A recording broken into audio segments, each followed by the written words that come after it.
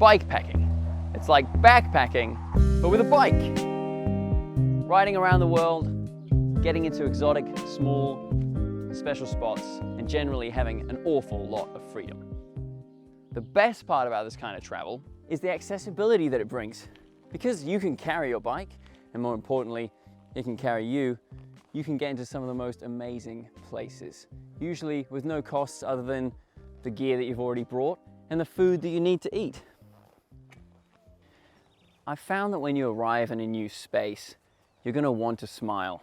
People aren't really going to want to interact with you if you're frowning or your head's down. This is really crucial because if you can recruit an army of locals, they're going to look after you. They're going to show you the hidden gems around the areas. And if you're really lucky, they're going to take you to their place for some dinner and maybe even a hot shower.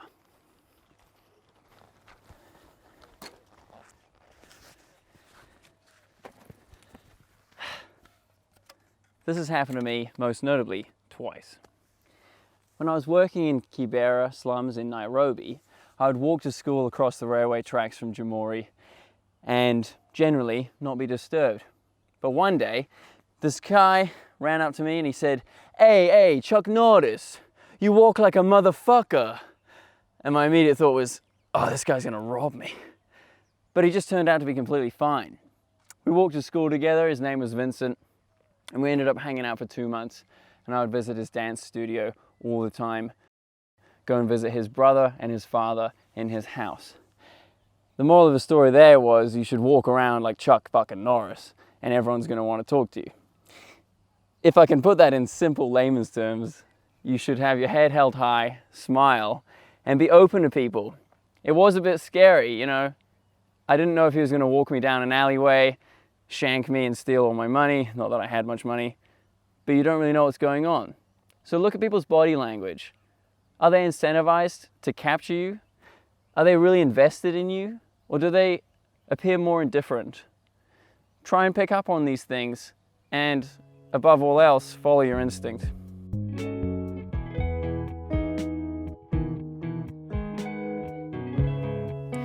This also happened when me and Jill were driving through the Sierra Nevada.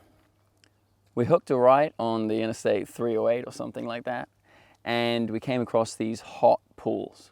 When we got there, it was actually way too hot, and if you swam in the water, you would die. In the car park, however, we found this lady called Dallas, and she was from New Plymouth in New Zealand. She told us to turn around, take a left, and when we see the green church, take another left, and on the third cattle stop, park. What we found there was a little pathway that led us across this beautiful plain. And in that, we found the real hot pools. No one else was there when we got there, and we had the most amazing view. Dallas also gave us her phone number. And so later that night, we went to her house. She cooked us a massive meal. She introduced us to her family. And they got out the maps of Yosemite and told us a number of other secret spots ahead on the journey. If I hadn't been open to what Dallas was telling us, and I'd reserved my own judgments for what I'd read online or what I thought was best, I would have never found that place. So my advice to you is to go into every situation that's new, try and see what the locals can tell you, be kind to them, be nice to them, and you never know what's going to happen. One more thing. Openness and kindness will get you far, but always be aware of your surroundings. Know your exits, and additionally, be prepared with a basic self-defense. And of course, you always want to let people know where you are when you feel threatened or unsafe.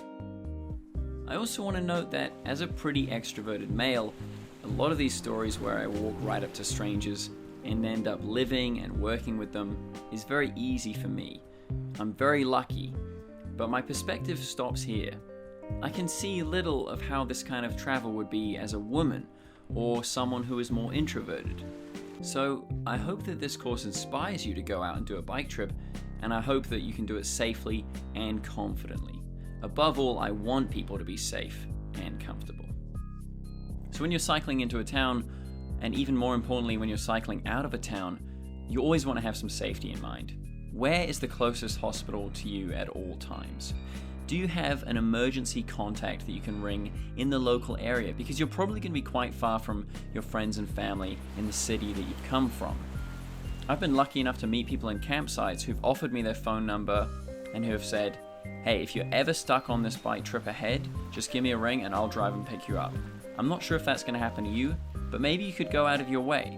Speak to people in churches, speak to people in campsites, speak to local authorities, people in the ice sites, or even local bar managers. Speak to somebody who you can trust and say, hey, is it alright if I give you a ring if I ever get into trouble? This kind of sounds ludicrous in our day-to-day lives when we're not really connected to people around us in our community that much. But when you're out alone, it's good to have somebody in the area that you can count on. Of course, you want to bring your phone with you and download some maps so you don't get lost. Or bring a portable paper map, just in case you lose battery or service. I'm going to talk about this later in the course, but if you're really shy, you can always just bring a friend with you and then you can enjoy each other's company along on the bike trip.